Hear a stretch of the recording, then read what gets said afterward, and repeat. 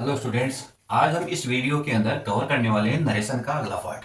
यानी कल जैसे पिछले वीडियो के अंदर हमने पढ़ा था असर्टिव सेंटेंस का नरेशन कैसे बनाते हैं, डायरेक्ट इनडायरेक्ट कैसे बनाते हैं। आज हम पढ़ेंगे इंटेरोगेटिव सेंटेंस।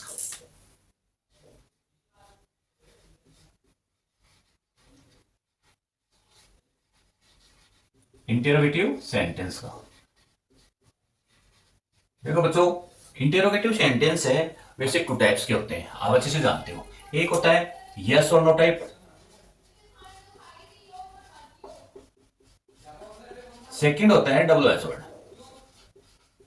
तो इन सेंटेंस को एग्जांपल्स को करने से पहले थोड़ा सा हम इसके रूल्स जान लेते हैं। इंटेरोगेटिव सेंटेंस में यदि आए रिपोर्टिंग वर्ब में, यदि शेड टू आए तो वो किस में चेंज होगा, आस्क्ड में। और यहां पर जो कनेक्टिव वर्ड है, कनेक्टिव वर्ड क्या आएगा, इफ या वेदर। क्लियर? तो इनको आपको ध्यान में देना है। इंटेरोगेटिव सेंटेंस के यदि आप डायरेक्ट से इनडायरेक्ट बनाओगे तो सबसे पहले इनको जरूरी है।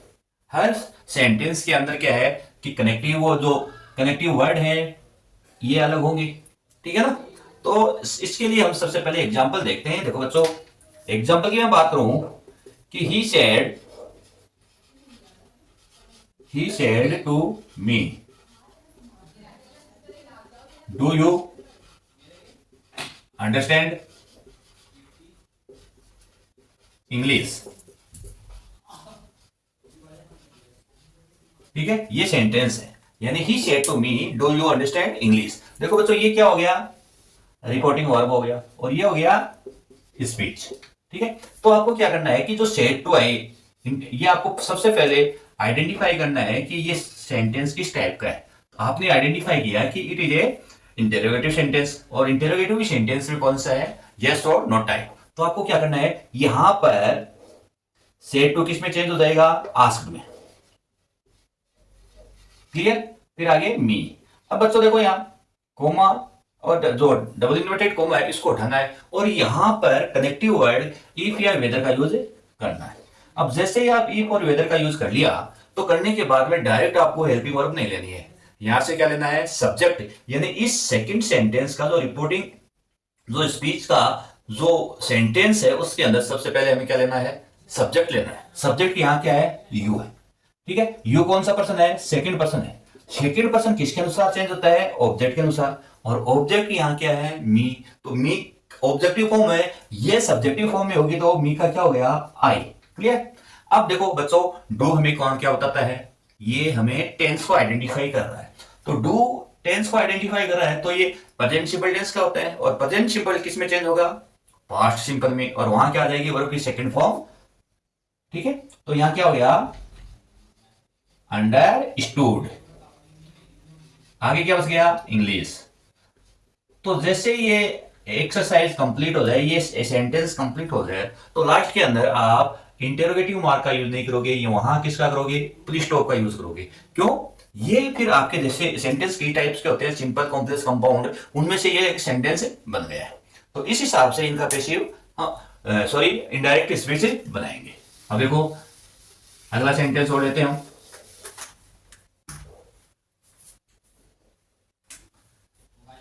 Father said to me, did you not obey me? ये सेंटेंस है, father said to me did you not obey me. देखो बच्चों, यहां सेड टू है वो किस में चेंज हो गया, टोल्ड में। तो आपने लिखा कि फादर सेड किस में हो गया, सॉरी, आस्क्ड में। ये इंटरोगेटिव है ना, इसलिए आस्क्ड हो गया, आस्क्ड मी। दोनों सेंटेंस को कनेक्ट करने के लिए किसका यूज कर दिया, इफ का। यहां यू क्या है, सेकंड पर्सन है, किसके अनुसार चेंज होगा, ऑब्जेक्ट के अनुसार। तो ऑब्जेक्ट यहां मी है तो क्या हो गया, आई। अब देखो बच्चों, यहां डिड है वो किसको, कौन से टेंस को बता रहा है, ये हमें बता रहा है कि पास्ट सिंपल है और सेंटेंस कैसा है, नेगेटिव है। तो पास्ट सिंपल किस में चेंज होगा, हेड प्लस थर्ड फॉर्म में। तो यहां हेड लिखेंगे, फिर किसका यूज कर दिया हमने, नॉट। और आपको पता है कि हेड प्लस थर्ड फॉर्म में होंगे तो ओबे क्या हो गया, ओबेड। अब यहां देखो मी है, मी क्या है, फर्स्ट पर्सन है, किसके अनुसार चेंज होगा, सब्जेक्ट के अनुसार। सब्जेक्ट यहां क्या है, फादर है, फादर के लिए प्रोनाउन क्या आ गया, ही। तो ही है और मी क्या है, ऑब्जेक्टिव फॉर्म है, तो ही की ऑब्जेक्टिव फॉर्म क्या हो गई, हिम। आगे किसका यूज हो गया, फुल स्टॉप का। सेकंड एग्जांपल और देखते हैं। सी said to she said are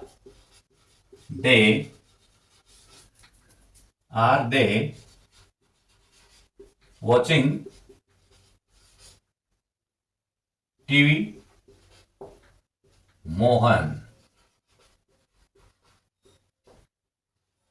क्या हो गया, she said are they watching TV, Mohan. देखो अब बच्चों, अब इस प्रकार से यदि कोई सेंटेंस आए तो हमें क्या करना है, सी किससे कहा, मोहन से कहा, ये किससे कहा, मोहन से। तो आपको ये सेंटेंस कैसे बनेगा, सी सेड टू मोहन। तो सी सेड टू मोहन हो गया, तो यहां इसको चेंज करेंगे तो क्या हो गया, सी आस्क्ड मोहन, सी आस्क्ड मोहन। अब यहां इंटरोगेटिव सेंटेंस है, इसलिए दोनों सेंटेंस को कनेक्ट करने के लिए किसका यूज हो गया, इफ। अब देखो दे क्या है, थर्ड पर्सन है, इसलिए नो चेंज, तो यहां किसका यूज हो गया, दे। क्लियर। अब यहां इज आ रहा आया है तो कौन से में होगा, प्रेजेंट कंटीन्यूअस टेंस है, तो ये पास्ट कंटीन्यूअस टेंस में चेंज होगा, तो वहां हेल्पिंग वर्ब क्या आएगी, वाज और वर। और दे के लिए किसका हो गया, वर। वॉचिंग क्या आ गया, टीवी। और लास्ट में क्या आ गया, फुल स्टॉप। एक अनदर एग्जांपल और लेते हैं हम इसके। मधु said to Rohit, will you return my book tomorrow? Will you return my book tomorrow? Clear. अब देखो मधु सेड टू रोहित, तो आपको क्या करना है, हमने इसको लिखा मधु सेड किस में चेंज हो गया, आस्क्ड में। रोहित, दोनों सेंटेंस को कनेक्ट करने के लिए इफ का यूज।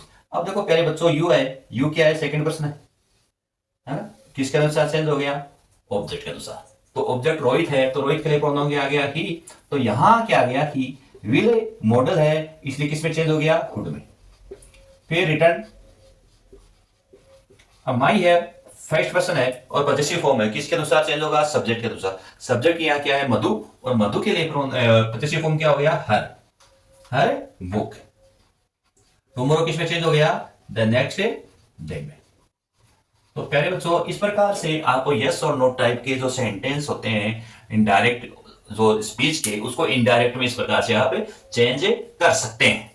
अब देखो आगे हम दूसरे सेंटेंस लेते हैं जो क्या है, डब्ल्यू एस वर्ड है, जिनका किसका यूज करना है, डब्ल्यू एस वर्ड की बात करें। तो डब्ल्यू एस वर्ड की बात करें तो देखो हम क्या करेंगे, डब्ल्यू एस वर्ड में, डब्ल्यू एस वर्ड में हम क्या करेंगे, connective word. Connective word same आएगा, कौन सा, जो डायरेक्ट स्पीच में आया है, जो डायरेक्ट स्पीच में आया है वो सेम आएगा, उसमें किसी प्रकार का चेंजेस नहीं होगा। जैसे Ram said to him, who are you, who are you. Clear. अब यहां क्या होगा, देखो राम सेड टू किस में चेंज हो गया, आस्क्ड में। हिम, यहां देखो बच्चों ये हु है, दोनों में यस और नो टाइप, और दोनों में केवल अंतर यही है, यहां हु है, तो हु होने का कारण क्या है कि इससे यदि हु नहीं होता, हेल्पिंग वर्ब होती तो उसकी जगह हम इफ करते, तो यहां हु है तो हमें हु का ही यूज करना है। क्लियर। अब आर यू ये हो गया, मान लो हेल्पिंग वर्ब, मान लो इस ये क्या है, यू सब्जेक्ट, सेकंड पर्सन है, किसके अनुसार चेंज होगा, object.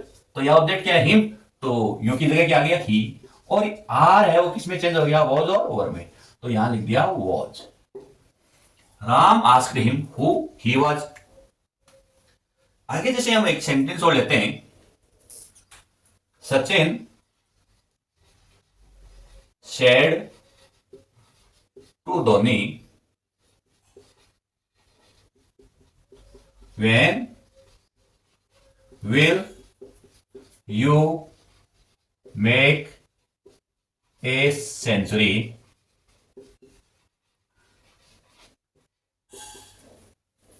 When will you make a century? देखो बच्चों, इसमें हम सचिन ने धोनी से कहा, तो आपको क्या करना है कि ये जो है Sachin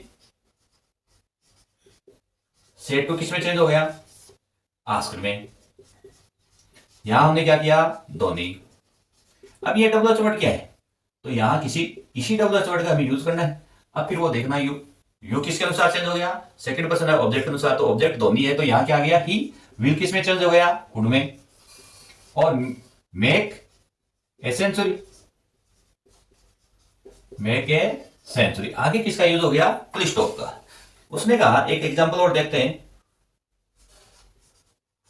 Y are you abusing me yesterday?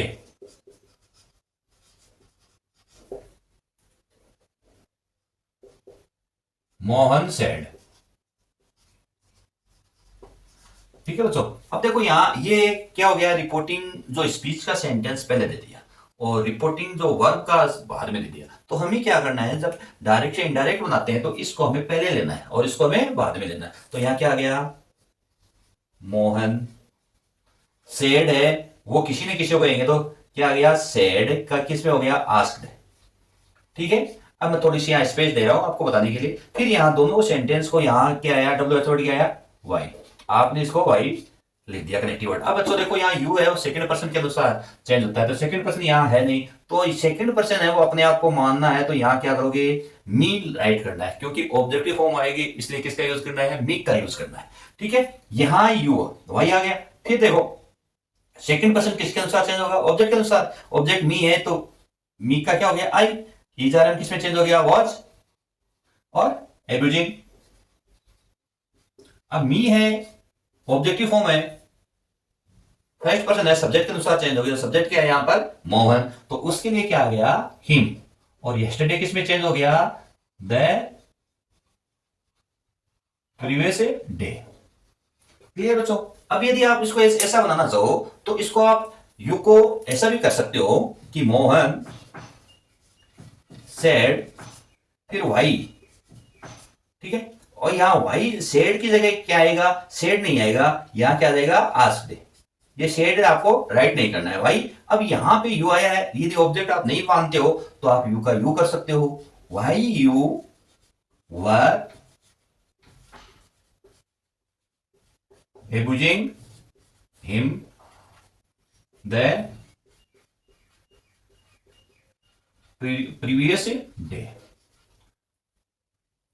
तो इस प्रकार से डब्ल्यू एच वर्ड का और जो इंटरोगेटिव सेंटेंस में आ गए डब्ल्यू एच वर्ड और यस और नो टाइप के जो डायरेक्ट से इनडायरेक्ट सेंटेंस है, इस प्रकार से बनते हैं। कुछ सेंटेंस अब ऐसा लेंगे जो हमारे बोर्ड के एग्जाम के अंदर आए हुए हैं, उनको थोड़ा सा हम डिटेल से एक्सप्लेन करके उनको अच्छे से समझेंगे कि किस प्रकार से एग्जाम में पूछे जाते हैं, उनको हम देखेंगे। तो अब जो बोर्ड के एग्जाम के अंदर आए हुए कुछ जो एग्जाम्पल्स है उनके बारे में थोड़ा सा देख लेते हैं कि कैसे आते हैं, कैसे आए हुए हैं। अब देखो ये मैंने कुछ एग्जाम्पल्स लिखे हैं जो बोर्ड में आए हुए हैं। देखो, Hari said to Anita, is your father at home now.